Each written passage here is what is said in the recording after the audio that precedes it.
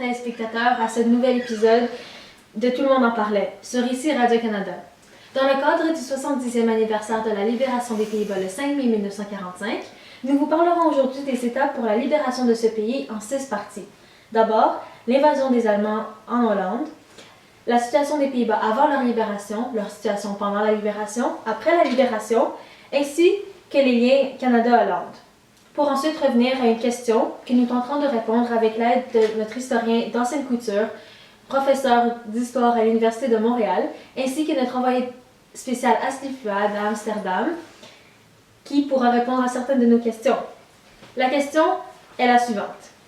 Est-ce que les connaissances acquises à cause de l'échec de l'opération Market Garden ont permis à l'armée canadienne d'ultimement libérer les Pays-Bas? Merci et bonne émission.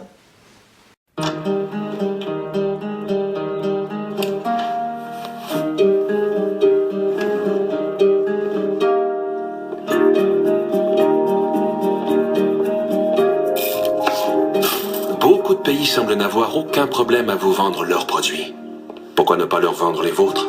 Nous sommes Exportation et Développement Canada, EDC. Demandez-nous comment vous lancer sur les marchés étrangers ou faire croître vos exportations. EDC, à vous le monde. Passons maintenant au témoignage d'Asli Fuad, notre cher envoyé spécial en direct à Amsterdam. Merci Célia.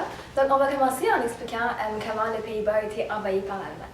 Donc lorsque la Grande-Bretagne et la France ont déclaré la guerre à l'Allemagne en 1939, les Pays-Bas s'étaient déclarés comme étant neutres. Cependant, l'Allemagne a envahi ce pays le 10 mai 1940 afin de continuer la ligne Maginot. Le pays a tenté de résister, mais capitule après une semaine de combat. Malheureusement, l'Allemagne a occupé le pays pour 5 ans.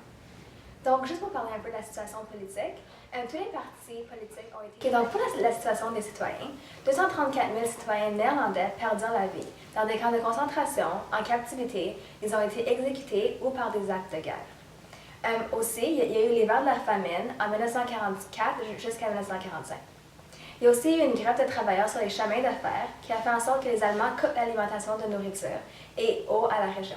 En résultat, les Néerlandais sont privés à manger une quantité insuffisante de pain et dans certains cas des bulbes de tulipes.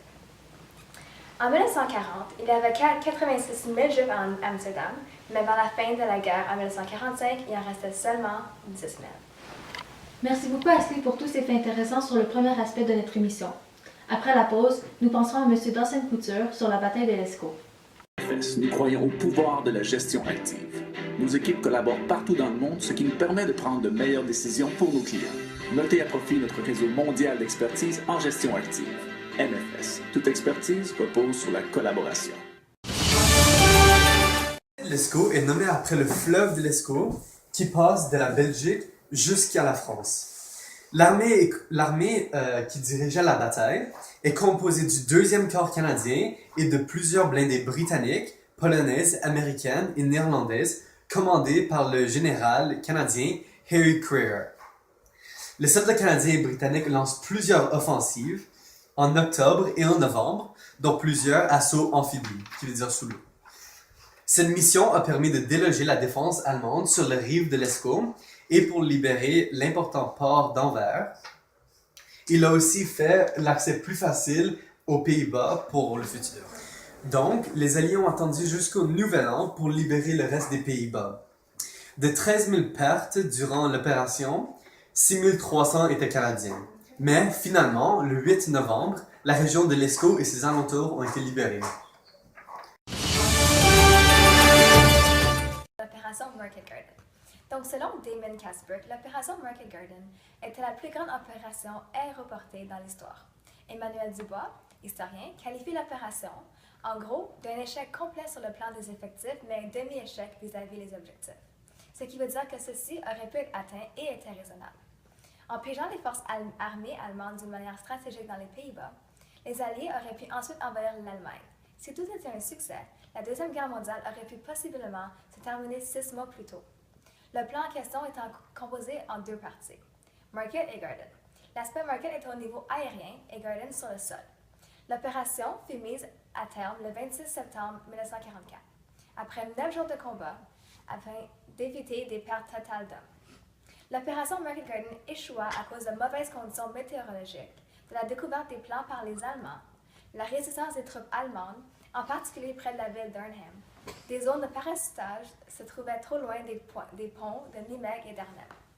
Des problèmes de communication, une progression difficile des troupes au sol et quelques erreurs du haut commandement lors des derniers jours de l'opération. Donc, la conséquence. Le but de l'opération, le pont d'Arnhem n'a pas été atteint. Les combats auraient continué près du Rhin jusqu'à ce que le front allemand se stabilise à la mi-octobre de la même année.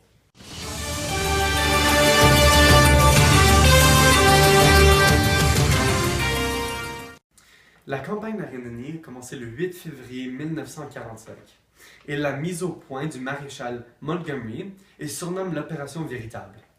Entre février et mars 1945, 500 000 soldats alliés ont dirigé une attaque pour enlever les soldats allemands de la région du Rhin et les repousser plus loin. Les Canadiens se chargeaient d'une attaque vers le nord, tandis que les Britanniques et les Américains étaient plutôt au sud. La première armée canadienne perdit 15 634 hommes ce jour-là, dont 5 304 étaient canadiens.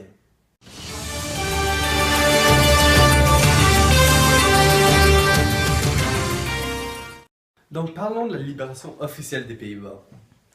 Premièrement, l'armée de la libération était beaucoup plus grande que l'armée dirigée pour faire l'opération Market Garden.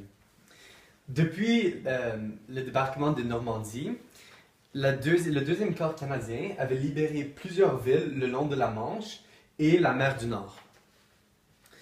Dans l'armée incluait le deuxième corps canadien qui avait le troisième division d'infanterie canadienne et la 4e division blindée canadienne.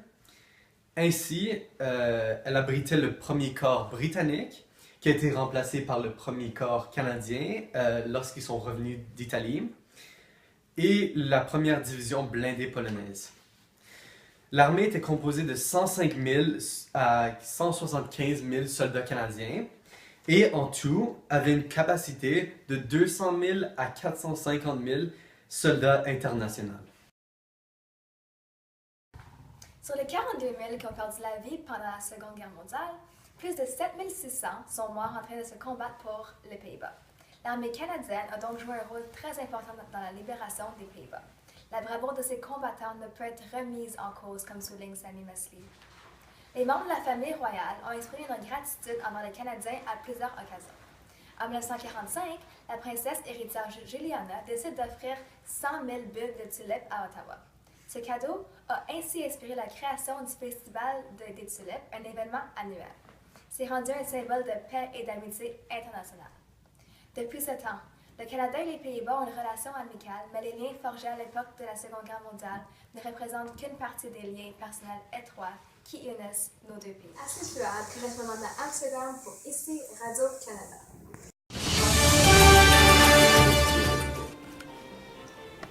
De l'endurance puis de toute l'armée canadienne qui avait là. On voyait passer des brigades complètes, 2000, 3000 hommes, on nous passait ça, les Allemands sont en haut. Ça achève. Il en reste encore en avant quand même. Après que la poussière, quand les Allemands sont mis la ligne était cassée, ils sont mis à sauver, là, on arrivait dans les villages, là, souvent, là, les femmes qui avaient collaboré, ils criaient des bêtises, puis là, ils les crachaient dans le visage. Ils les mettaient à genoux dans la rue, puis ils leur coupaient les cheveux, parce qu'ils disaient qu'ils avaient collaboré avec l'envahisseur. Le commandant allemand, je ne me souviens pas qui, a signé la paix ou l'armistice en Hollande le 5 mai. Il m'a dit va dire aux gars au front que la guerre est finie. Ceasefire. Ça fait que ça c'était pour moi pour moi c'était le highlight de la guerre. Ça. Jamais c'était fini. Le monde court avant nous, puis nous embrasse, nous sauve les tirs. Merci beaucoup, chers collègues.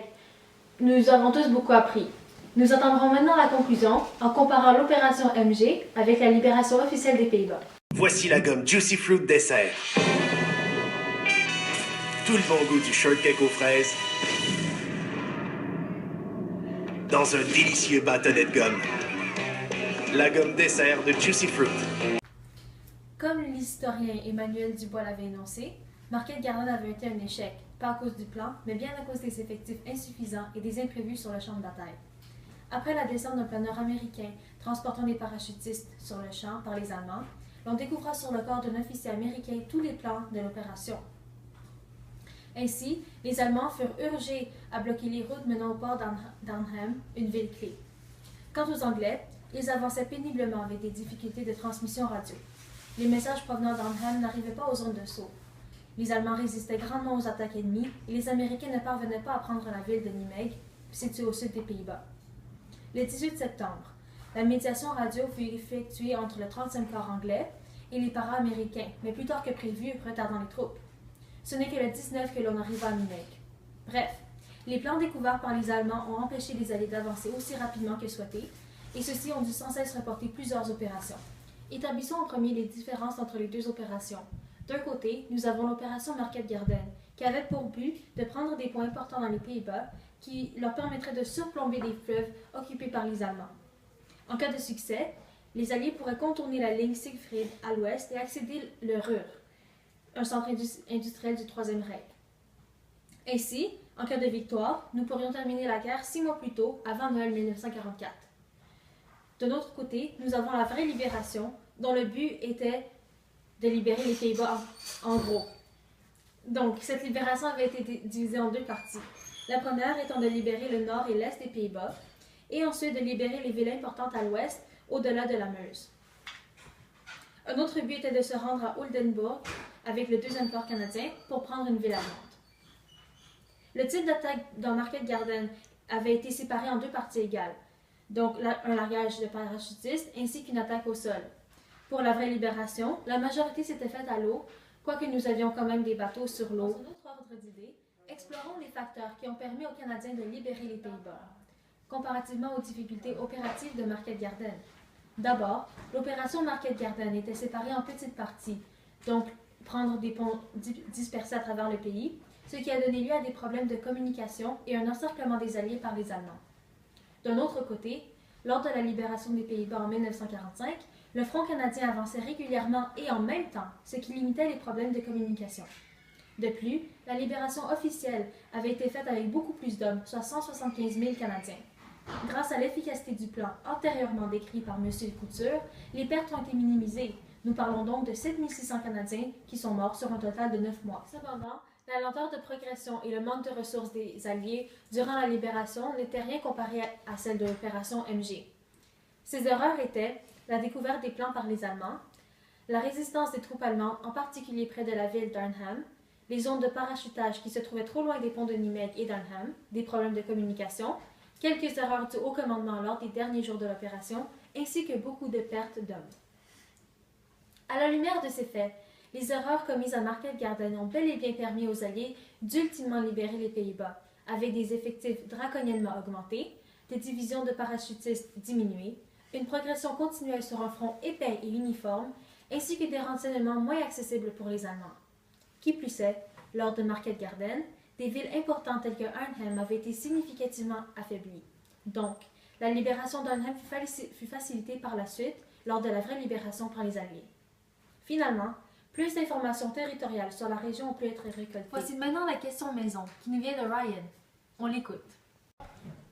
Par rapport à votre sujet, comment toute pratique extrême et rigide en système ont une incidence importante sur le contexte de votre époque? Alors, pour répondre à ta question, Ryan, les politiques extrêmes du parti nazi et les idéologies irrationnelles en relation avec la situation difficile de l'époque a fait en sorte que la Deuxième Guerre mondiale s'est produite.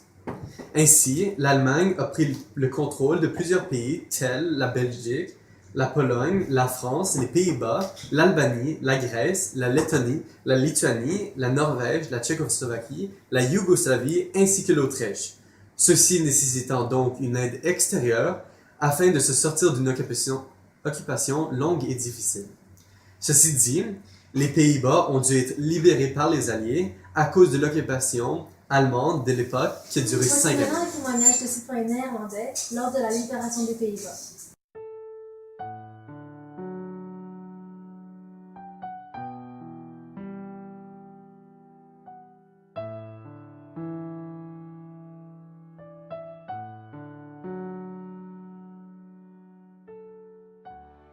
Ceci nous amène à la conclusion de l'épisode de cette semaine, réalisé à l'occasion du 70e anniversaire de la libération des Pays-Bas en mai 1945.